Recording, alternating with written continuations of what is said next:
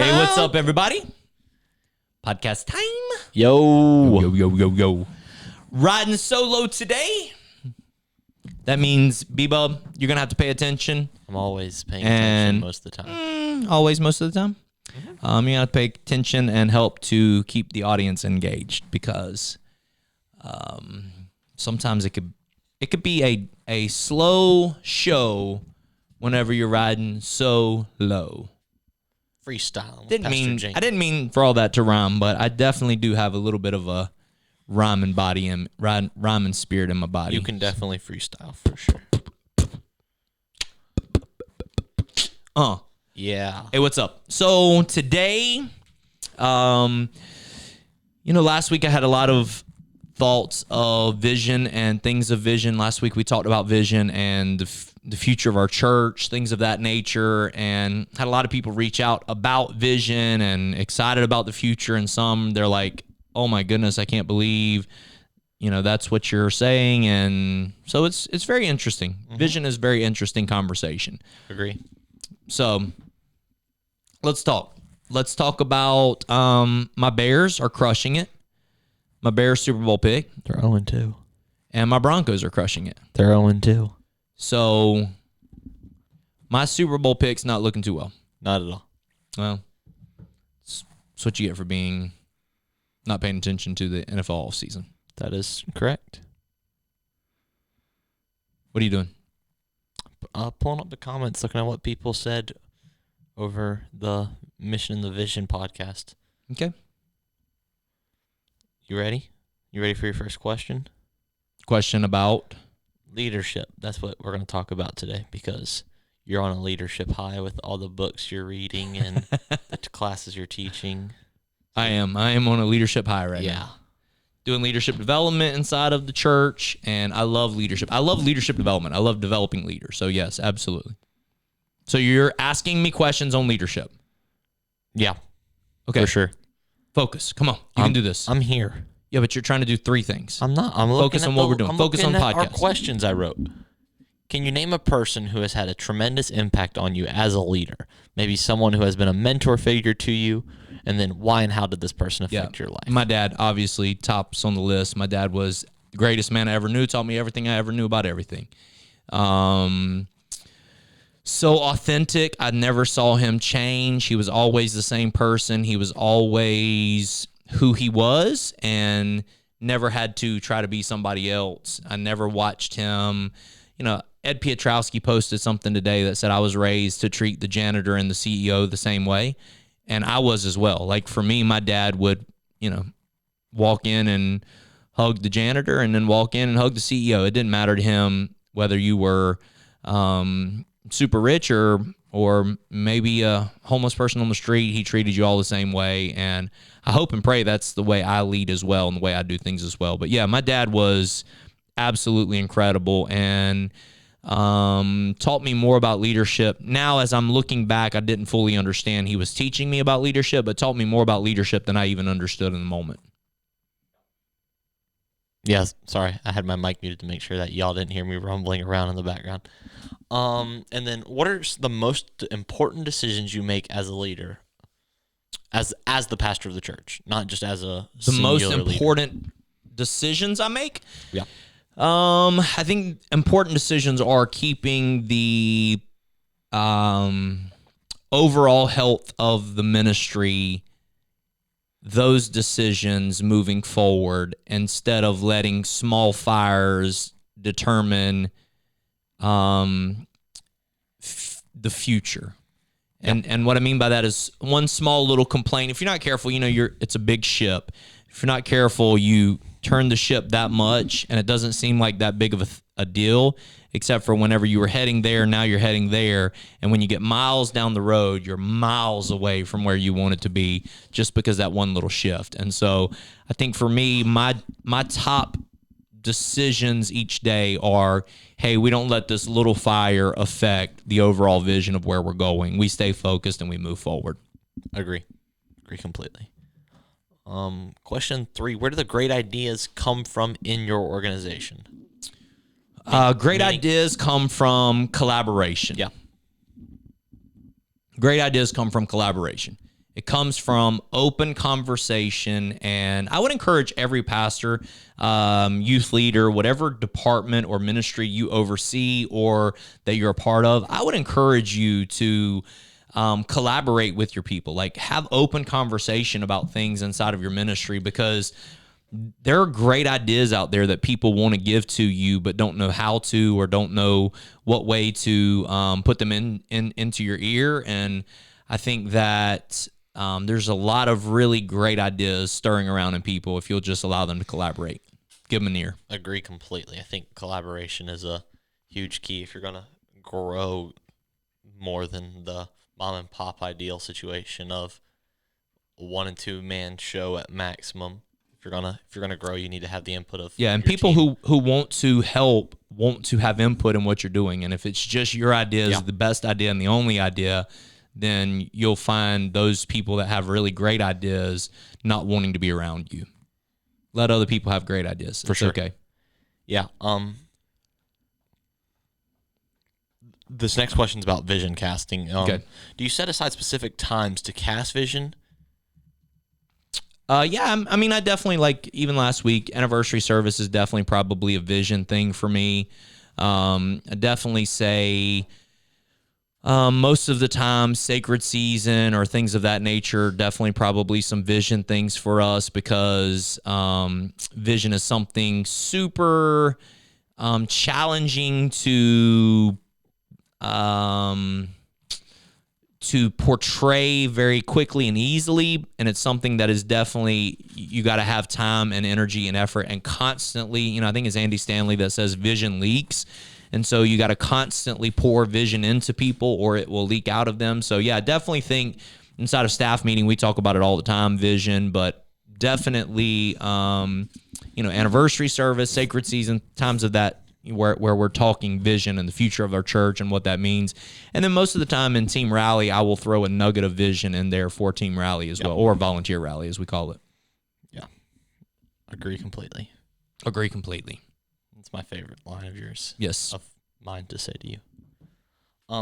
What's one characteristic that you believe every leader should possess?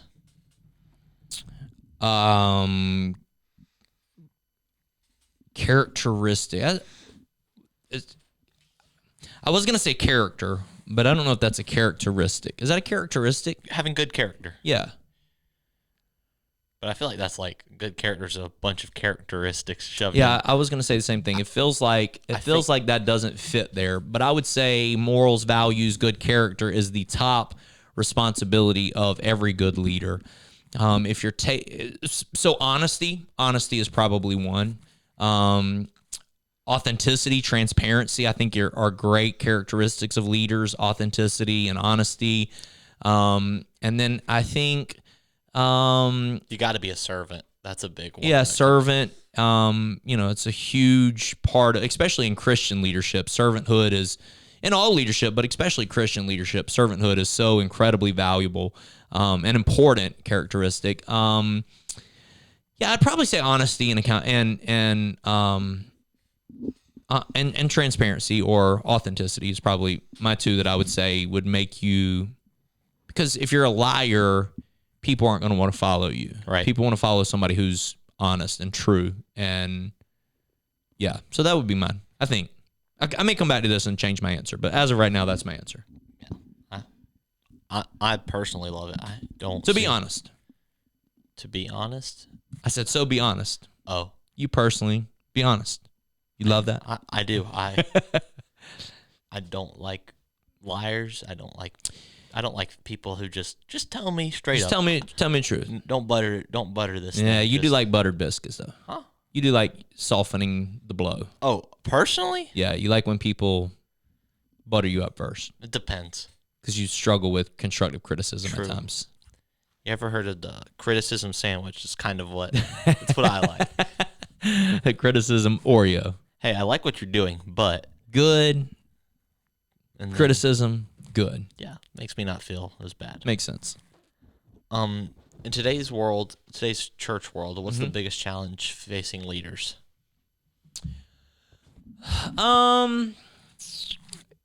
Great question. Biggest challenge facing leaders today in the world or the church world? You're yawning. My bad.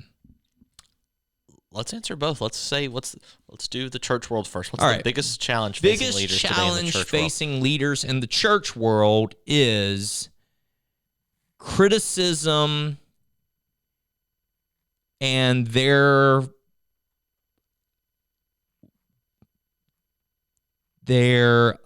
desire to be liked or to be celebrated rather than standing on who they know they ought to be. And so those criticisms create jaded pictures of the future. And so I think the challenge is, in a culture where social media has overtaken the world and everything is criticized, finding a way to block out your ears and stay focused on the vision that God has put in front of you would be my answer for church leaders. Overall leadership. Yeah. Overall leadership, I think the biggest challenge is going to be in a world where you are celebrated for winning, finding leaders who are willing to help others win. I think that's going to be a huge hurdle in the future, because leadership should be about building, people upon your shoulders so that they can grow and thrive. And if we're not careful, leadership will hold others back because they feel like it's going to minimize their leadership rather than expand it. So, yeah, just some thoughts I have. I don't know if that's true or not. You've got a lot of thoughts, some buddy. Thoughts. What else? Got anything else? That was the last question that we wrote out.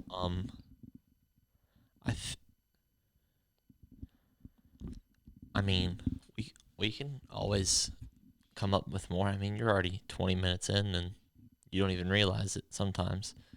But I mean, in a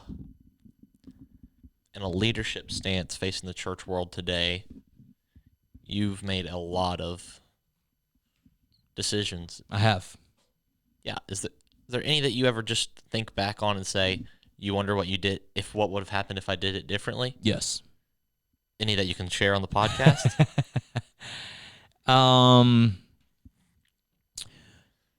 Yeah, tons that I look back and say, I wonder what would have happened if we would have done that.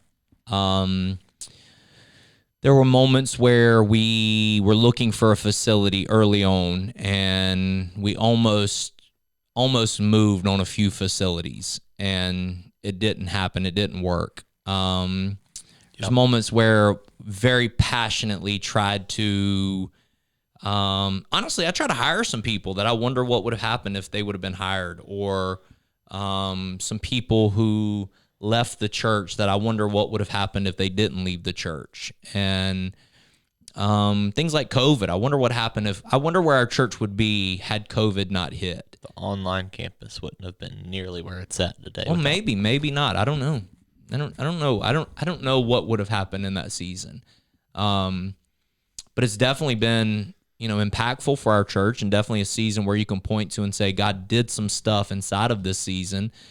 I wonder what would have happened if I never heard of Sacred Season. I give Jim Raley credit for this. Josh Carter there in Florida. We went to a conference there, and Jim Raley told us about his Sacred Season, what that looks like for him. And it's something that we had done 21 days of fasting and prayer, but we didn't really know what we were doing. We were just fasting and praying. But then to put some structure to it and to say, okay, what does this look like in our life, in our church, and what are we actually trying to accomplish here? And then being able to see the impact that Sacred Season has had in our church and in families of our church. It's been absolutely ministry altering. I wonder what would have happened if we would have never had Sacred Season. Yeah. Would have been interesting. I mean, wonder what would have happened if my dad would have never died. Right. Wonder what would have happened if, there's a lot of there's a lot of it's like that Marvel TV show. What's it called? What If or something like that? Yeah. What If, where you kind of look at different.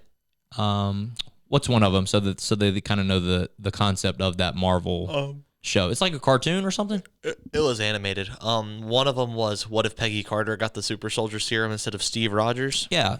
What if Peggy got the Yep. serum? So what if there's a lot of what ifs type moments in our lives. So, you know, I'm thankful for where we are today, but the truth is, who knows where we would have been had it not been for all of those moments happening the way that they did. It's really cool kind of stepping back and seeing big, broad overall picture. How about you? What's one of the things that you say I've learned about leadership from you or from this ministry or from the church? Here goes one thing I've learned about leadership here inside of the world in which I live.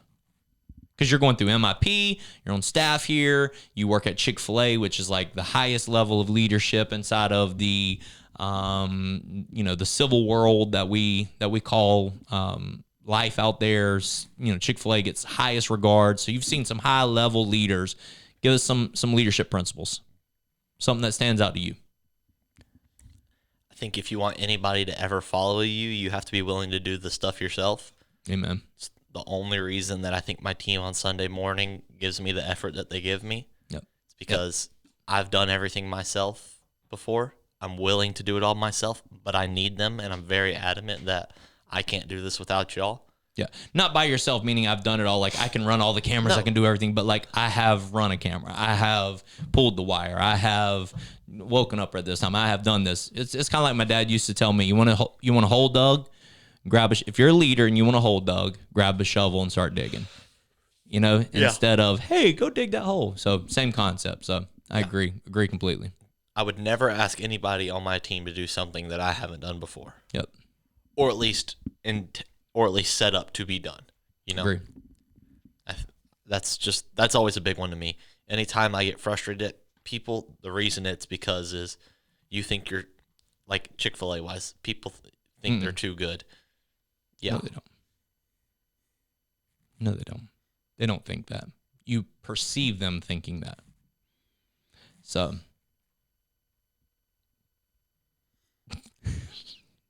I wish I could see him behind the camera. Oh, all right. I love y'all. Thank y'all for spending some time with us today. Love you. God bless you. Peace out. Let's go.